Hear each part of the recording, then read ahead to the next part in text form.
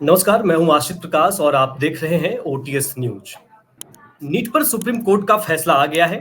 NEET को supreme court ने clean होने की रिजल्ट दे दिया है कि नीट पूरी तरह से क्लीन है, किसी भी तरह का पेपर लीक नहीं हुआ है राष्ट्रीय स्तर पर। लेकिन सवाल अब भी उठ रहे हैं। सवाल उठाने वाले हैं नीट की परीक्षा देने वाले छात्र, उनके पेरेंट्स और पूर्व छात्र भी जो पहले से नीट की एग्जाम दे चुके हैं और पढ़ाई कर रहे हैं। ऐसे में कई सवाल हैं जिस सवाल का स्पष्ट होना बहुत ही जरूरी है, क्योंकि सवाल है 24 लाख छात्रों के भविष्य का, उनके मनोबल का। क्योंकि जब इस तरह की गड़बड़ी का मामला सामने आता है तो बच्चों के मनोबल पर असर पड़ता है, उनकी मानसिक स्थिति पर असर पड़ता है। ऐसे में तमाम पहलुओं पर जो कि अनजान है, अभी भी जो लोग नहीं जानते हैं, उस पर बात करने के लिए हमारे साथ जुड़े हुए हैं एमबीबीएस के छात्र ओम प्रकाश राजपूत, जिनसे हम बात करेंगे उन तमाम पहलुओं पर जिसे आम जनों को जानना बहुत जरूरी है। ओम प्रकाश जी, आपका बहुत बहुत स्वागत है ओटीएस पर। समय देने के लिए आपका बहुत बहुत धन्यवाद। Thank you sir. Om Prakash ji, सबसे पहले तो मैं आपसे यह जानना चाहूंगा कि आपने भी नीट की परीक्षा दी होगी, तो आप ये बताइए कि किस साल में आपने नीट परीक्षा दी थी और उस वक्त कट ऑफ क्या रहा था? जो मैंने नीट की परीक्षा दी थी, तो मैंने सन 2022 में नीट की परीक्षा दी थी और उस टाइम जो लास्ट कट ऑफ था वो 606 मार्क्स था। ये यूपी का कट ऑफ बताया मैंने आपको।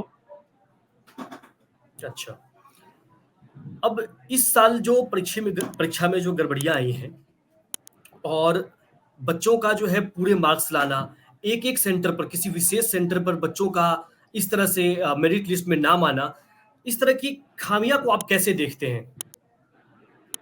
इसमें देखो, एक तरीके से जैसे कि बात की जा रही थी कि सिस्टेमिक फेल्योर नहीं हुआ है, तो मेरे हिसाब से तो सिस्टेमिक फेल्योर है।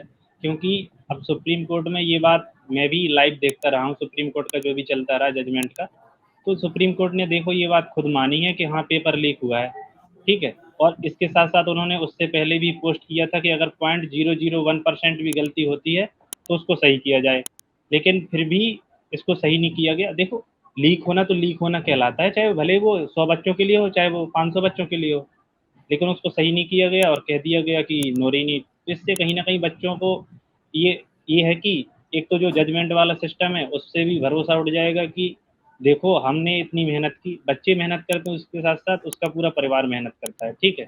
सिर्फ बच्चा तो परिश्रम करता ही है, उसी के साथ साथ पूरा परिवार भी लगा रहता है। तो कहीं ना कहीं न्याय व्यवस्था से भी भरोसा उठेगा और एजुकेशन सिस्टम तो इतना डाउन हो गया कि क्या ही कह सकते हैं।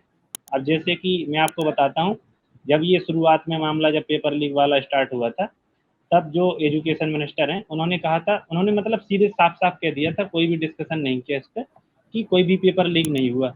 लेकिन बाद में यही चीज़ प्रूव हो गई। तो आप इतनी बड़ी पोस्ट पे हैं तो आपको कुछ सोच के कहना चाहिए ना, या तो उस पर आपने पहले से कोई सर्च किया हो, ठीक है, कि हमने अच्छे से उसको सोच विचार के बोला है कि कोई लीक नहीं हुआ, आपने कह दिया कि पेपर लीक नहीं हुआ है और बाद में आप सभी को मानना भी पड़ा कि पेपर लीक हुआ है। बस ये है कि ये प्रूव नहीं हो पाया है कि लार्ज स्केल पे लीक हुआ है। अब यही मैटर चल रहा है बस।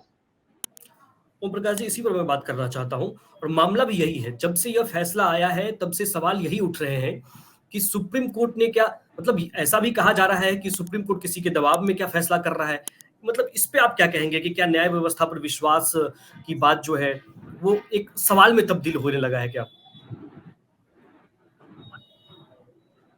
हाँ, ये सवाल में तो बिल्कुल तब्दील होने लगा। जैसे बहुत से लोगों को क्या मतलब, मैं तो कहता हूँ यहाँ तक कि मुझे भी ये डाउट है कि देखो, परसों के दिन जो हियरिंग चल रही थी उसमें एकदम क्लियर कट जा रहा था हियरिंग। शायद उस दिन ये हो सकता था कि रीनीट का फैसला आ जाता, भले ही चाहे वो जो सुप्रीम कोर्ट के सीनियर एडवोकेट हैं तो हेगड़े सर, तो उन्होंने मतलब 13 लाख बच्चों के लिए मांग की थी कि आप 13 लाख बच्चों का रीनीट करा सकते हैं जो क्वालिफाइड कट ऑफ को पार कर चुके हैं।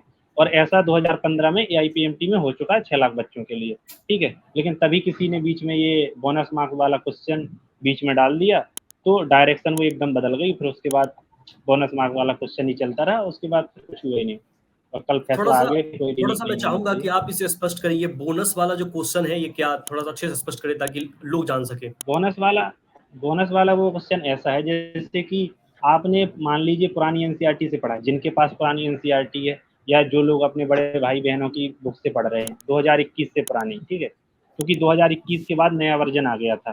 तो 2021 की पुरानी एनसीईआरटी के अकॉर्डिंग ऑप्शन 2 करेक्ट था एटम वाले क्वेश्चन में, 19 नंबर का क्वेश्चन था, 19वां नंबर था क्वेश्चन का फिजिक्स में, ठीक है। और जो नई एनसीईआरटी चल रही थी 2021 के बाद, तो उसके अनुसार चौथा ऑप्शन करेक्ट था। तो सुप्रीम कोर्ट ने ये कहा कि आप एनटीए से पूछा कि आप किसको प्रेफरेंस देंगे, तो एनटीए ने कहा कि हम नई एनसीईआरटी के अकॉर्डिंग क्वेश्चन को सही मानेंगे।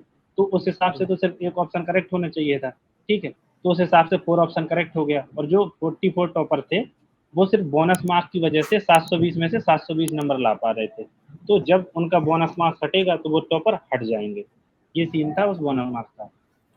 अब उसमें अच्छा, एनटीए ने ये कहा था कि हमने दोनों बच्चों को, जिन्होंने दूसरा ऑप्शन सेलेक्ट किया या फिर चौथा, हमने दोनों बच्चों को इसलिए मार्क्स दिए हैं क्योंकि शायद कुछ बच्चे हैं जो अपने बड़े भाई बहनों की बुक से पढ़ रहे हैं, वो गरीब हो सकते हैं या अफोर्ड नहीं कर पा रहे, इस वजह से हमने दिया।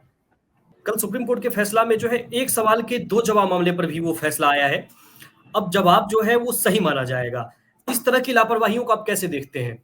हाँ, वो आप जवाब के लिए कह रहे थे, तो उसमें ये है जैसे कि जब आप क्वेश्चन पेपर सेट करते हैं, ठीक है, तो आपको इन सब चीज़ों का ध्यान रखना चाहिए कि किसी एक क्वेश्चन के 2 आंसर तो नहीं हो रहे, जिससे कि बच्चों को प्रॉब्लम हो। क्योंकि वो बच्चे जिनको दोनों सवाल पता है कि नई एनसीईआरटी के अकॉर्डिंग ये आंसर होगा, पुरानी एनसीईआरटी के अकॉर्डिंग ये आंसर होगा, तो वो बच्चा तो कन्फ्यूज़ हो जाएगा कि वो किस ऑप्शन को चूज़ करे। क्योंकि अगर वो ओल्ड के अनुसार चूज करेगा तो न्यू के अनुसार गलत हो जाएगा, अगर न्यू के अनुसार चूज करेगा तो वो पुरानी एनसीईआरटी के अकॉर्डिंग गलत हो जाएगा। तो ये आपको ध्यान रखना चाहिए, क्योंकि ये छोटी मोटी परीक्षा तो है नहीं, पूरे देश के लेवल पे है, तो आपको मतलब इसके लिए बहुत ज़्यादा जिम्मेदार होना चाहिए। अब सुप्रीम कोर्ट का फैसला तो आ गया है। आप क्या चाहते हैं कि हाँ, ये जांच जो है जारी रहे? लोगों जो बच्चे हैं उन्हें न्याय कैसे मिले? इस पर आप क्या सोचते हैं?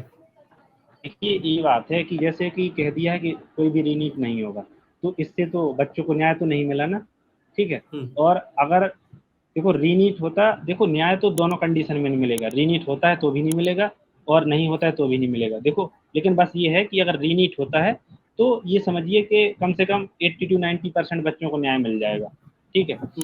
और वो इसलिए, कुछ बच्चों को इसलिए नहीं मिल पाएगा न्याय, क्योंकि आप देखिए, देखो हर टाइम जो 3 घंटे, देखो पेपर होता है 3 घंटे 20 मिनट का, तो जरूरी नहीं है कि हर बच्चे का सेम दिमाग चलेगा, मतलब जो दिमाग उस दिन चला हो, शायद जरूरी नहीं है इस बार भी उतने मार्क्स लाए, क्या पता इस बार उसके मार्क्स घट जाए, ठीक है। भले ही उसने उस टाइम ईमानदारी से परीक्षा दी थी, लेकिन इस बार भी वो ईमानदारी से परीक्षा देगा, लेकिन इतने दिनों से ये जो बवाल चल रहा है, तो शायद इस बीच उसने पढ़ाई ना कर पाई हो, वो भूल गया हो बहुत सारी चीजें, तो कई बच्चों का नुकसान भी होगा। लेकिन जो बच्चे पढ़ते रहे होंगे तो उनका फायदा होगा, ठीक है। तो मतलब फायदा ज्यादा का होगा लेकिन नुकसान कम का होगा। तो कहीं ना कहीं अगर रीनीट होता तो ज्यादा लोगों को फायदा होता, लेकिन अब रीनीट नहीं हुआ है तो मोस्टली लोगों का नुकसान ही है। अब इसमें, अब आप पूछिए और कुछ। ओम प्रकाश जी, नीट का परीक्षा आपने भी दिया होगा, आपको बहुत अच्छे से ये चीज पता होगा। जब इस तरह की गड़बड़ियां सामने आती हैं तो पेरेंट्स पर, बच्चों पर क्या असर पड़ता है? क्या बच्चों के मनोबल पर क्या असर पड़ता है? थोड़ा इसे बताएं हमें। अब देख, अब इसमें ऐसा है जैसे कि जब ये सामने आता है कि आपकी परीक्षा में धांधली हुई है और कहीं ना कहीं ऐसे स्टूडेंट घुस गए हैं जो फ्रॉड करके घुस गए हैं, तो बच्चों का मनोबल एकदम डाउन हो जाता है कि सोचो हम दिन रात मेहनत करते हैं, ठीक है, और हम अच्छी रैंक, जो हमें एक बहुत अच्छा कॉलेज मिलता है इस रैंक पर, अब सोचो उन्हें एक बहुत घटिया कॉलेज मिलेगा। घटिया देखो इन द सेंस, घटिया मतलब ये नहीं है कि एकदम घटिया, ठीक है, उसका मतलब ये है कि जो रैंकिंग होती है कॉलेज की वो तो लो हो जाएगी ना, तो उसकी जो उम्मीदें थी वो पूरी टूट जाती है, वो एकदम, मतलब कई बच्चों के तो सपने ही चूर हो जाते हैं जो बाउंड्री लाइन पे हैं, वो सोच रहे थे कि हमें कॉलेज मिल जाएगा रिजल्ट आने के बाद, लेकिन जब रैंक देखी, मतलब जब रैंक देखी तो पता चला कि ये तो बहुत ज़्यादा है, तो उन बच्चों ने जो सपना देखा होगा कि मेरे इतने नंबर आ रहे हैं आंसर शीट से मिलाने के बाद, उनका तो सपना चकनाचूर ही हो जाता है, वो बहुत ज़्यादा एकदम डिमोटिवेट हो जाते हैं, और इसी के साथ साथ आपने देखा होगा बहुत से बच्चे सुसाइड कर लेते हैं, ठीक है। तो इसमें मैं उन सभी से यही कहना चाहूँगा, देखो आप सभी ने अपना बेस्ट दिया है, आपने अपना 100% दिया, कोई भी बच्चा बाहर तैयारी करने जाता है, उसके माता पिता पैसे लगाते हैं, तो वो ऐसा तो है नहीं कि पैसा बर्बाद करने आया, वो अपना 100% देता है, पूरी मेहनत के साथ तैयारी करता है, ठीक है। लेकिन अब देखो, जब गलती तुम्हारी नहीं है, गलती तो कहीं ना कहीं उन लोगों की है जो स्कैमर्स हैं, उन्होंने जिन्होंने ये गलती पूरे ये सिस्टम की है। झोल झाल किया। अब वही तो अब आप देखिए, जैसे आपने कह दिया गलती सिस्टम की है, लेकिन ये प्रूव नहीं हुआ ना। लेकिन अपने यहाँ तो यही है, जब तक प्रूव नहीं होती तब तक आप कह नहीं सकते। तो आखिर में मैं उन आपसे एक सभी सवाल पूछना बच्चों पे, चाहूंगा। हाँ बोलिए। जी बोलिए ओम प्रकाश। मैं ये कहना चाह रहा था कि जैसे कि जो सभी बच्चे या जो भी मुझे बाद में देखें, अभी देख रहे हों, तो मैं उन सभी से यही कहना चाहता हूँ, और मैं इससे पहले भी कहता रहा हूँ, मैं भी बच्चों को मोटिवेट करता हूँ, मेरा भी चैनल है। तो मैं उन सभी से यही कहते रहा हूँ कि देखो, आपने अपना बेस्ट दिया, आपने अपना 100% दिया। तो दूसरों की गलती की वजह से, चाहे वो सिस्टम की गलती हो, चाहे वो स्कैमर्स की गलती हो, तो उनकी गलती की सजा आप खुद को कभी मत दें। कि आप, बहुत से बच्चे सुसाइड कर लेते हैं, तो कभी मैं नहीं चाहता कि आप दूसरों की गलती की सजा खुद को दें, क्योंकि आप तो सुसाइड कर लेंगे, ठीक है, लेकिन उसके बाद जो आपका पूरा परिवार है, फैमिली है, वो पूरी जिंदगी इस दुख में गुजर जाएगी उनकी, कि काश हमने अपने बच्चे को इस परीक्षा की तैयारी नहीं कराई होती, ठीक है। और इसी के साथ साथ उसका पूरा परिवार हमेशा, जब भी इस परीक्षा के बारे में सुनेगा, हमेशा दुखी होगा। तो दूसरों की गलती खुद को दें, क्यों दें। एक सवाल आखिरी में मैं आपसे लेना चाहूंगा, इस पूरे परीक्षा हाँ तंत्र में बोलिए। सुधार के लिए क्या किया जाना चाहिए? आपका क्या सुझाव होगा? क्योंकि ये आए दिन ये पेपर लीक का मामला जो है सिर्फ नीट का ही नहीं, नीट हो, नेट हो या फिर वो किसी भी कॉम्पिटिटिव एग्जाम का हो, पेपर लीक का मामला सामने आते रहता है। इस परीक्षा तंत्र में सुधार के लिए आप क्या बताना चाहेंगे? क्या सुझाव होगा आपका? मेरे सुझाव के अकॉर्डिंग तो ये है, जैसे कि आपने सुना होगा कि नीट के जो पेपर में कुछ जगह प्राइवेट, या तो कह लीजिए प्राइवेट सिस्टम इन्वॉल्व था, या प्राइवेट लोग, कुछ लोग प्राइवेट लोग इन्वॉल्व थे, और उनके पास कम से कम बताया जा रहा था सुप्रीम कोर्ट में कि कम से कम 6 से 7 घंटे के, 6 से 7 दिन के समथिंग शायद उनके पास पेपर रहा है। तो या तो प्राइवेट लोगों को बिल्कुल भी इन्वॉल्व मत करो, क्योंकि प्राइवेट लोगों के ज़्यादातर फ्रॉड होने के चांसेस है ना, क्योंकि वो तो प्राइवेट है, उनको क्या है, उनकी, उन्हें जॉब जाने का भी डर नहीं है। उन्हें सिर्फ डर डर तो सिर्फ इस बात का कि पकड़े जाएँ तब, तो पकड़े तो जाते हैं नहीं, और पकड़े भी जाते हैं तब, तब उन्हें कुछ होता है जब प्रूफ मिलने चाहिए, प्रूफ मिलते नहीं है, कभी प्रूफ जला दिए जाते हैं, ठीक है। या तो ऐसा करना चाहिए, अगर आपको सिस्टम सही रखना है, तो उससे जो गवर्नमेंट एम्प्लॉई है उनको रखिए, और जो एकदम क्लीन है, ठीक है। जैसे कि अब आपने देखा होगा जो रिपोर्ट आई थी आईआईटी मद्रास की, तो हम्म। उसमें जो मेंबर थे जिन्होंने जांच की, वो एनटीए के भी मेंबर थे। तो इस पे सवाल उठने लगा था कि शायद उन्होंने पक्षपात किया है, क्योंकि वो उसके सदस्य हैं। तो ऐसा भी होना चाहिए, ठीक है। तो एकदम या तो क्लियर रहें, और जो रहें गवर्नमेंट एम्प्लॉय रहें, क्लीन हो, ठीक है, जिनका एकदम रिकॉर्ड सही है, तो उन्हीं पे विश्वास किया जा सकता है। बाकी, क्योंकि अब देखो, गवर्नमेंट ही करेगी, और कोई तो करा नहीं सकती है। अब बात रही एनटीए की, एनटीए ने ये प्रॉब्लम क्रिएट की, तो इस बार एनटीए से लोगों का भरोसा उठ गया, और सभी लोग चाहते हैं कि एनटीए की जगह कोई दूसरी एजेंसी पेपर ले हमारा। लेकिन बात भरोसे की है ना ओम प्रकाश। अब ये भरोसा, अब जैसे आप कह रहे भरोसा, भरोसा तो एनटीए से उठ चुका है ना।